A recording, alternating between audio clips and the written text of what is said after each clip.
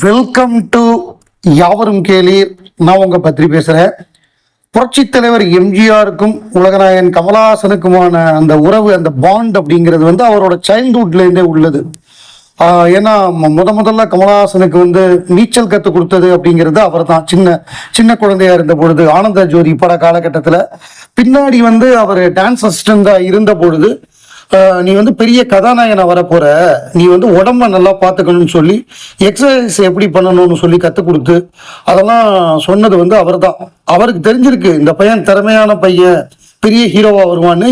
அவருக்கு எப்படின்னா நம்மள சொல்றாரு அப்படின்னு சொல்லிட்டு, சரி எம்ஜிஆர் சொல்லிட்டாரு அப்படின்னு சொல்லி அவர் அதை ஃபாலோ பண்ணி, அதுக்கப்புறம் பின்னாடி எம்ஜிஆர் கமலஹாசன் மாதிரி ஒரு நடிகனே கிடையாது அப்படின்னு ராஜபார்வை படத்துடைய விழால பாராட்டினது அப்படிங்கிறதெல்லாம் சரித்திரம். அப்புறம் கமல் மன்ற மாநாட்டுக்கே எம்ஜிஆர் வந்தது, கமலத்தை அரசியல் கட்சிக்கு கூப்பிட்டது, இதெல்லாம் நடந்தது.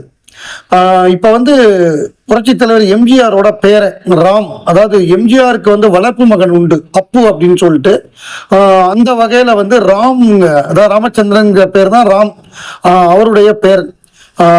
கூலி படத்துல இவர் நடிக்கிறாரு. கூலி படத்துல எப்படி இந்த வாய்ப்பு வந்தது அப்படின்னு அந்த நிருபர் கேட்கிறாங்க.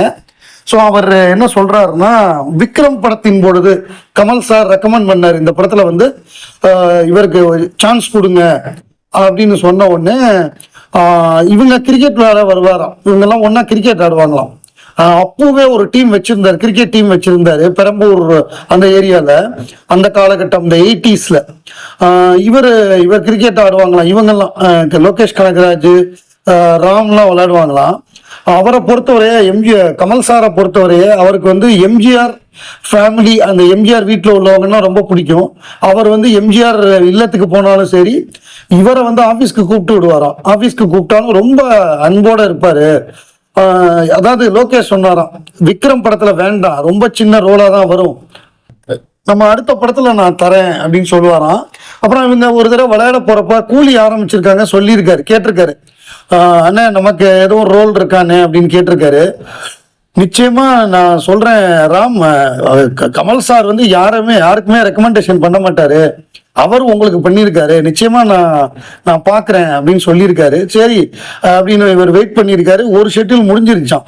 சரி இனிமே எங்க வரப்போகுது அப்படின்னு சொல்லிட்டு இவர் விட்டாராம். பார்த்தா அன்னைக்கு நைட்டே ஃபோன் வருது, நாளைக்கு காலையில வைசாக் ஃப்ளைட்டு, கிளம்பி ரெடியா இருங்க படத்துல நடிக்கணும்னு சொல்லி. அப்படிதான் கூலி வாய்ப்பு வந்திருக்கு. ஸோ அவர் இந்த பேட்டி மூலமாக நம்ம கமல் சார் ராஜ்யசபா எம்பி ஆயிருக்காரு, அதற்கும் நான் வாழ்த்து சொல்லிக்கிறேன் அப்படின்னு சொன்னாரு. அதாவது புரட்சி தலைவர் எம்ஜிஆர், இந்த பக்கம் பார்த்தா லோகேஷ் கனகராஜ், அது ரஜினிகாந்த் படம், அதுக்கு கமல் ரெக்கமெண்ட் பண்ணி ஒருத்தருக்கு வாய்ப்பு கொடுத்துருக்காங்கன்னா இந்த கனெக்ஷனை பாருங்க என்ன மாதிரி ஒரு கனெக்ஷன் அப்படின்னு. கமல்ஹாசன் ராஜ்யசபா எம்பியாக பதவி ஏற்றிருக்கிறார். அவர் பதவி ஏற்று அவர் தன்னுடைய உறுதிமொழி ஏற்றது ஃபுல்லா, அவர் எங்க போனாலும் கேமரா அவரை சுத்தி தான் இருக்கு. இங்கிலீஷ் மீடியாலாம் ஃபுல்லா அவரை தான் கவர் பண்றாங்க. அவர் வெளியிலலாம் நான் பேச மாட்டேன், உள்ள பேச வேண்டியதை உள்ள பேசுறேன் அப்படின்னு சொல்லி அவர் அந்த மாதிரியாக பேசிட்டு இருக்காரு ஒரு பக்கம். இன்னொரு பக்கம் என்னன்னா, அங்க அதாவது கமலஹாசனுக்கு உலகமெங்கும் ரசிகர்கள் உண்டு அப்படிங்கிறது நமக்கு தெரியும். ராஜ்யசபாலையும் ரசிகர்கள் இருக்காங்கன்னா, எம்பிஸ்லாம் இருக்காங்கன்னா, அது நம்ம ஆச்சரியப்படுறதுக்கு ஒண்ணுமே கிடையாது. ஏன்னா இத்தகைய ஒரு மாபெரும் கலைஞன், இவ்வளவு வருடங்களாக 65 வருடங்களாக அவர் இந்த திரைத்துறையில இருக்காரு. அவரை தெரியாத ஆட்களே கிடையாது, அவரை ரசிக்காதவர்களே கிடையாது. அப்படி ஒரு பார்லிமெண்ட்ல அவர் உட்காந்து ஒரு செஷன் கேட்டுக்கிட்டு இருக்காரு. அப்ப என்னன்னா, ஒரு பின்னாடி இல்லைன்னு ஒரு எம்பி ஒரு நோட்டு, ஒரு குறிப்பு ஷீட்ல எழுதி ஒரு குறிப்பு கொடுக்குறாரு. அந்த ஷீட்டை பார்த்துட்டு கமல் சார் ஒரு மாதிரி சிரிச்சாரு, அது நல்லா இருந்தது. அதான் அங்க கூட ராஜ்யசபாலையும் ரசிகர்கள் அங்க இருக்காங்க, அவர் ஏதோ பாராட்டி கொடுத்துருக்காரு. ஸோ அது ரொம்ப ஒரு என்ன சொல்றது, ஒரு ரெஃப்ரெஷிங்கா இருந்தது. எங்க போனாலும் ஆண்டவருக்கு ஃபேன்சியா அப்படிங்கிற மாதிரியாக ஒரு அந்த இது தெரிஞ்சது நமக்கு. அப்புறம் அதே சமயத்துல ராஜ்யசபால இப்ப பெஹல்காம் தாக்குதலுக்கு இது நடந்தது. 2 அவையிலையும் அந்த அது சம்பந்தமான இதுதான் மசோதா தான் நடந்தது. அதுல நம்ம சு வெங்கடேசன் மதுரை எம்பி அவர் அதுல பேசியிருக்காரு அது சம்பந்தமா. அவர் பேசுனதுக்காக அவருக்கு கொலை மிரட்டல்லாம் விடுத்திருக்காங்க. கொலை மிரட்டல்லாம் விடுத்து ஒரு ஒரு பெரிய இதுவாகி அவர் வந்து சொல்லியிருக்காரு, நான் ஜனநாயக பூர்வமா என் கடமையை ஆத்தினேன், அதுக்கு வந்து இந்த மாதிரி கொலை மிரட்டெல்லாம் விடுறாங்க அப்படின்னு இருக்காரு. அது வந்து வன்மையா கண்டிக்கத்தக்கது, அது ஒரு கோழைத்தனம் அப்படி அவங்க பண்ணது அப்படின்னு சொல்லி நம்மவர் கமலஹாசன் அவர்கள் அதுக்கு கண்டனம் தெரிவிச்சிருக்காரு. வெங்கடேசன் மீது கொலை மிரட்டல் விடுத்திருப்பது கண்டனத்துக்குரியது. கருத்துக்களை விமர்சனங்களை எதிர்கொள்ள முடியாத ஜனநாயக விரோத சக்திகள் ஆயுதம் வன்முறை மக்கள் பிரதிநிதியே அவரது கடமையை செய்ய விடாமல் அச்சுறுத்தும் இத்தகைய கோழைகள் உடனடியாக கைது செய்யப்பட வேண்டும். நண்பர் வெங்கடேசனுக்கு உரிய பாதுகாப்பு வழங்கப்பட வேண்டும் மக்கள் நீதி மய்யம் தலைவர் கமலஹாசன் அவர்கள் குரல் கொடுத்திருக்காரு. இப்ப இன்னொரு செய்தி என்னன்னா, நேத்திக்கு ஒரு சோர்ஸ் சொல்றாங்க, இவர் நம்ம சங்கர் வந்து வேல்பாரி எடுக்க போறாரு, அது வந்து வெளிநாட்டு ப்ரொடியூசர் வந்து பண்ண போறாங்க, அதுல வந்து கமலஹாசன் ரஜினிகாந்த் எல்லாம் நடிக்க வைக்க பேச்சுவார்த்தை நடக்குது அப்படிங்கிற மாதிரி சொன்னாங்க. ஒரு எந்தவித ஒரு ஆதாரமும் இல்லாமல் ஒரு செய்தி. ஏன்னா இப்பதான் லேட்டஸ்டா கமலஹாசன் வந்து வெளி தயாரிப்பாளர்களுக்கு படம் நடிக்க மாட்டாருன்னு டைம்ஸ் ஆஃப் இந்தியால ஒரு நியூஸ் வந்தது. அதற்கு டோட்டல் கான்ட்ரடிக்ஷனா இப்படி ஒரு நியூஸ் வருது. எந்த செய்தியை நம்ம நம்புறது அப்படிங்கிற ஒரு கேள்வி. ஏன்னா பல செய்திகளை பெரிய பெரிய பிரபலங்களே நம்புற ஒரு காலகட்டம், அந்த மாதிரியான ஒரு காலகட்டம் அவங்களே தப்பு பண்ணியிருக்காங்க. ஏன்னா நம்மளே நம்புறோம். பல செய்திகள் வந்து ஃபேக்சுவல் எரரா இருக்கு, எது உண்மை எது பொய்ன்னு தெரியாத அளவுக்கு செய்திகளை இப்ப போடுறாங்க.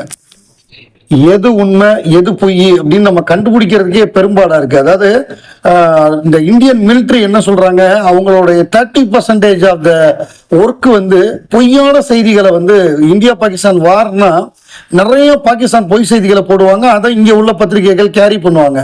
அதுவும் அதை வந்து இது பொய்ன்னு சொல்லி இப்ப நம்மளே பார்த்துருக்கோம், ஒருத்தர் சொல்லாத சொல்லி போட்டு விட்டுருவாங்க.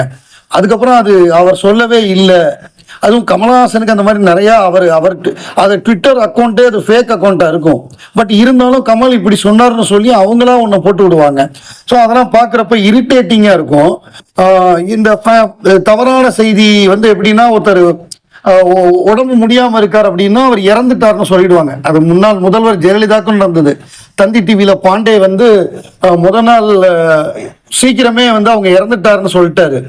அதுக்கப்புறம் இல்ல அப்படிங்கிற மாதிரி சொன்னாங்க. கடைசியில பார்த்தா அன்னைக்கு நைட்டு அவங்க இறந்துட்டாங்க. அந்த வென்டிலேட்டர்ல இருந்து அந்த இதை எடுக்கிறது தானே, அந்த ஒரு வதந்தி பரவி இருக்கு. அந்த மாதிரி பரவி அவரை எல்லாம் திட்டி அதுக்கப்புறம் அவர் மாத்தி சொல்லி அந்த மாதிரி போச்சு. அப்புறம் நடிகர் சரத்பாபு அவர்கள் உடம்பு முடியாம இருந்த காலகட்டத்தில் அவர் இறந்துட்டாருன்னு செய்தி வந்துருச்சு. அதை பார்த்து பல பெரிய பிரபலங்கள் வந்து பதிவு போட்டாங்க. அதில் கமலஹாசனும் பதிவு போட்டாரு, தன்னுடைய நண்பருங்கிறதுனால பதிவு போட்டாரு. பட் அதுக்கப்புறம் இல்லை, அவர் உயிரோட அது வதந்தின்னு சொன்னதுக்கப்புறம் அதை டெலீட் பண்ணாரு. இன்னைக்கு ஏன் சரத்பாபுவை பற்றி சொல்கிறோம் அப்படின்னா, இன்னைக்கு சரத்பாபுடைய பிறந்த நாள். சரத்பாபு கமலஹாசனுடைய படங்கள்ல நிறைய நடிச்சிருக்காரு. அதுவும் ஆரம்ப காலகட்ட படமான நிழல் நிஜமாகிறதுல நடிச்சிருக்காரு.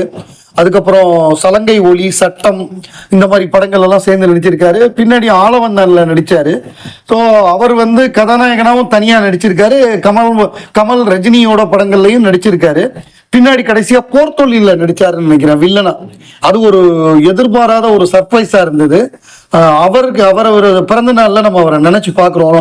ஏன்னா சலங்கை ஒளி ரோல்லாம் என்ன ரோல், அந்த ஃப்ரெண்ட் ரோல் பிரமாதம். சட்டத்திலையும் அதே மாதிரிதான், முதல்ல ஃப்ரெண்டா இருந்து அதுக்கப்புறம் எதிரியா மாதிரி கடைசியில திருப்பி நண்பனே எனது உயிர் நண்பனே அப்படிங்கிற பாட்டு, அது அந்த பாட்டு 2 தடவை வரும்ல, பிரமாதமா இருக்கும் அதெல்லாம். ஸோ சரத்பாபுவை வந்து நினைவு கொள்கிறோம். நூல்வேலின்னு ஒரு படம் கே பாலச்சந்தர் எடுத்தாரு. அதுல வந்து கமலஹாசன் கெஸ்ட் ரோல்ல நடிச்சிருப்பாரு. அதே மாதிரி சிப்பிக்குள் முத்துல இவர் நடிச்சிருப்பாரு. நம்ம சுவாதி முத்தியத்துல சரத்பாபு நடிச்சிருப்பாரு. போத் சுவாதி முத்தியம், சாகர சங்கமம் 2லயுமே சரத்பாபு நடிச்சிருப்பாரு.